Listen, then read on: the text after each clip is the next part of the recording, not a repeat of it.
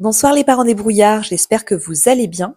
Eh bien écoutez, on se retrouve pour un nouveau podcast. Cette fois-ci, il ne s'agit pas d'une interview avec un invité spécial, mais plutôt d'un podcast dans lequel je souhaitais aborder un sujet qui est selon moi très important et malheureusement encore trop actuel.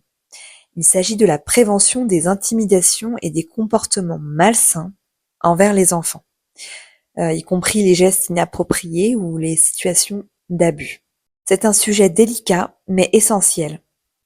On en parle encore trop peu et pourtant il y a urgence. Tout d'abord, il s'agit de rappeler qu'il est question d'un phénomène qui est bien réel. Les actes d'intimidation, les comportements toxiques et même les violences sexuelles envers les enfants ne sont pas des faits isolés. Selon l'UNICEF, un enfant sur 5 en Europe est victime de violences au cours de son enfance. En France, on estime à 160 000 le nombre d'enfants victimes chaque année. Et dans les écoles, plus de 700 000 enfants seraient concernés par du harcèlement scolaire chaque année. Ce sont des chiffres qui font froid dans le dos, et le pire, c'est que bien souvent, les enfants ne savent pas comment réagir, quoi dire ou à qui faire confiance. C'est pour ça qu'en tant que parents, on a un rôle fondamental, celui de les préparer, les écouter et surtout leur donner les bons outils. Je souhaiterais vous présenter un livre pour ouvrir le dialogue. Il s'agit de Petit Doux n'a pas peur, qui a été écrit par Céline Claire et Marion Arbona. C'est une histoire pleine de douceur, mais aussi de puissance.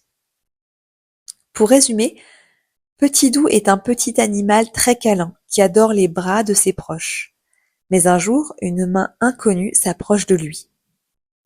Et cette main-là, il ne la veut pas. Alors il dit non. Et là, c'est tout un chemin de confiance en soi, d'affirmation et de respect de ses émotions qui commence. Pourquoi ce livre est précieux? Eh bien, parce qu'il aide à mettre des mots simples sur des situations complexes. Il parle de consentement, de respect du corps, de limites personnelles et c'est très accessible même pour les tout petits. Nous, on l'a débuté à 2 ans et demi. D'ailleurs, il faut qu'on le relise là pour les 3 ans de mon petit. Et puis, on va dire tous les 6 mois, je le réinjecte dans les apprentissages ou dans nos lectures et on échange autour de ce livre. Alors, comment l'utiliser? Eh bien, en lecture du soir, simplement pour familiariser l'enfant avec ces notions. En posant des questions. Et toi, si tu étais Petit Doux, qu'est-ce que tu ferais? En jouant à des jeux de rôle ensuite. Et si quelqu'un t'embête, par exemple, à qui tu peux en parler? En rappelant aussi que leurs émotions comptent toujours et qu'ils ont le droit de dire non, même à un adulte. Vous verrez, il y a un moment donné où le loup qui joue avec Petit Doux est au départ très gentil et il va se rapprocher de plus en plus de Petit Doux. Et il se sent mal à l'aise, la situation est très étrange. Mais à côté de cela, il est toujours aussi, enfin, il est plus ou moins gentil. Donc c'est quand même des choses assez réalistes et c'est intéressant de travailler sur cette question-là et sur le ressenti de l'enfant lorsqu'il est confronté à cette lecture. Je souhaitais vous lire quelques extraits et puis vous expliquer comment on peut appréhender certains passages et certains questionnements. Je cite: Petit Doux aime les bras de sa maman, les bras de son papa, les bras de sa nounou. Il s'y blottit, il y est bien. Alors l'objectif, c'est d'aborder la notion de plaisir dans les gestes d'affection, quand ils sont donnés dans un cadre de confiance. On peut poser ces questions-là à son enfant. Et toi aussi, tu aimes les câlins? Et avec qui? Est-ce que parfois tu n'as pas envie? Est-ce que tu sais que tu peux le dire? Le message clé à faire passer, c'est que tous les câlins ne sont pas pareils.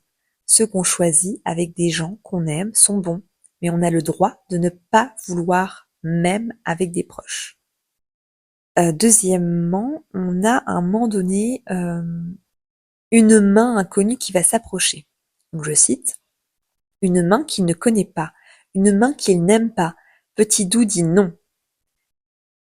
Il s'agit ici de faire comprendre que le corps de l'enfant lui appartient et qu'il a le droit de refuser tout contact. Les questions que l'on peut poser à son enfant, c'est: que penses-tu de cette main? Pourquoi Petit Doux dit non? Si quelqu'un te faisait ça, que pourrais-tu faire? À qui pourrais-tu en parler? Le message donc clé à faire passer, c'est que ton instinct est précieux. Si tu te sens mal à l'aise surtout, c'est que c'est un signal. Tu as le droit de dire non et de t'éloigner. Ensuite, c'est lorsque Petit Doux s'en va courageusement, je cite: Petit Doux se sauve, il court dans les bras qu'il aime, ceux qui sont sûrs, ceux qui sont doux. Ici, on va renforcer l'idée que l'enfant peut fuir une situation, se protéger et demander de l'aide. C'est important de leur dire, par exemple, tu peux aller voir un adulte, n'importe qui, ou même un enfant peut-être plus âgé, ou même qui soit là pour en tout cas l'écouter. La question qu'on peut poser à son enfant, c'est: qui sont tes bras sûrs à toi? Si quelque chose te faisait peur, qui viendrait t'aider? Est-ce que tu saurais quoi faire pour te protéger? Et le message, c'est qu'il y a toujours des adultes de confiance. Oui, parce que l'intérêt, c'est qu'il s'agisse bien d'un adulte pour qu'ensuite il puisse faire quelque chose. Et surtout, euh, même si ce n'est pas papa ou maman à ce moment-là, il y a toujours quelqu'un à qui on peut parler. Et Petit Doux, lui, n'a pas peur parce qu'il sait qu'il n'est jamais seul. Voilà le message vraiment qu'il faut faire passer.